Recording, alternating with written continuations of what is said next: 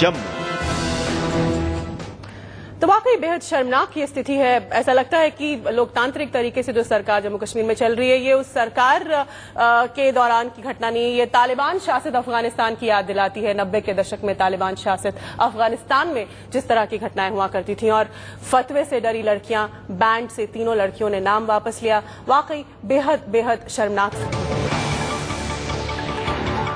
Band से तीनों लड़कियों ने नाम लिया वापस। प्रकाश इस रॉक बैंड का नाम और इस बैंड के खिलाफ जारी हुआ था फतवा। हालांकि मुख्यमंत्री उमर अब्दुल्ला ने बैंड का समर्थन किया था, लेकिन तमाम कट्टरपंथी दल और गुट जो थे वो इसके खिलाफ लामबंद हो गए और बेचारी लड़कियों को इस बैंड से अपना नाम वापस खींचना पड़ा। और वाकई काफी शर्मनाक स्थिति लगती है कि क्या ये जम्मू कश्मीर है जहां पर एक लोकतांत्रिक सरकार काम कर रही है, या वापस हम 90 के दशक के तालिबान प्रशासित अफगानिस्तान में पहुंचे हुए हैं। अजय जांडियाल हमारे संवाददाता जम्मू से हमारे साथ जुड़ गए। अजय, बेहद शर्मनाक ये डेवलपमेंट जो हुआ है।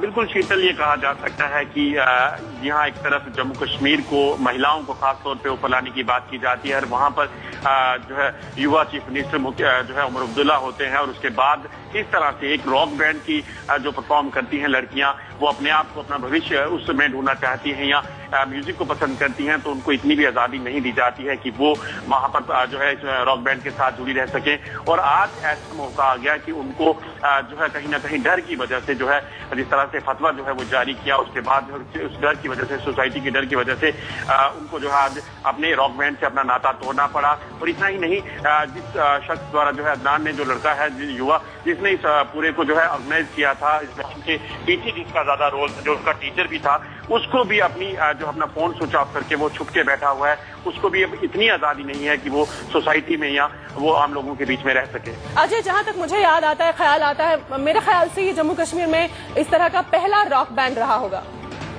बिल्कुल शीतल, अपनी तरह का खासतौर पे जम्मू या कश्मीर की बात करें, कश्मीर में ऐसा पहला रॉक बैंड था जिसमें खासतौर पे महिलाओं की पार्टिसिपेशन देखने को सामने आई।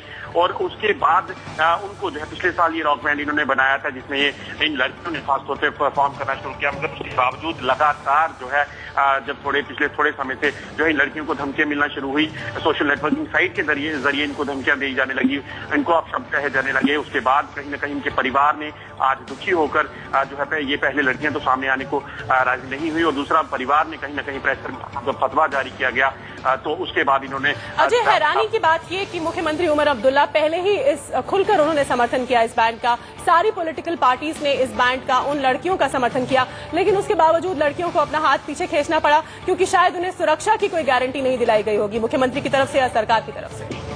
बिल्कुल कहा जाए ये साफ है, क्योंकि बेशक कहा जा रहा था कि इनको सुरक्षा देने की बात मुख्यमंत्री ने जरूर की थी, मगर मुझे नहीं लगता कि किसी तरह से भी लोगों से संपर्क साधने की कोशिश की गई होगी, क्योंकि सोसाइटी में अल्टीमेटली इनको लग रहा होगा कि इनको जिन लोगों के बीच में रहना है, उस वजह से, खासतौर पर लड़कियां होने की वजह से, इनको अपने आप को जो है सेव करने के लिए इस बैंड से अपना नाता तोड़ना पड़ा।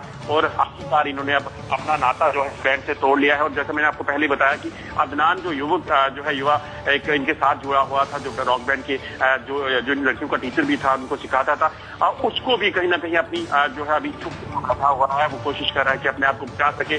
सिक्योरिटी अगर बात की जाए, मुख्यमंत्री ने बेशक ट्वीट किया था कि इनकी सुरक्षा का पूरा ध्यान रखा जाएगा, मगर शायद ही इनसे संपर्क साधा गया, जिस वजह से इनको आज अपना नाता जो है रॉक बैंड से जो है वो तोड़ना पड़ा। अजय, आखिर में अब जबकि इन लड़कियों ने इस रॉक बैंड से अपना नाम वापस ले लिया, बैंड यूं कहें डिसबैंड हो गया है, तो उसके बाद मुख्यमंत्री की या जम्मू कश्मीर की सरकार की ओर से कोई बयान, या फिर जो युवा समुदाय है जम्मू कश्मीर का, वो क्या कहता है अब?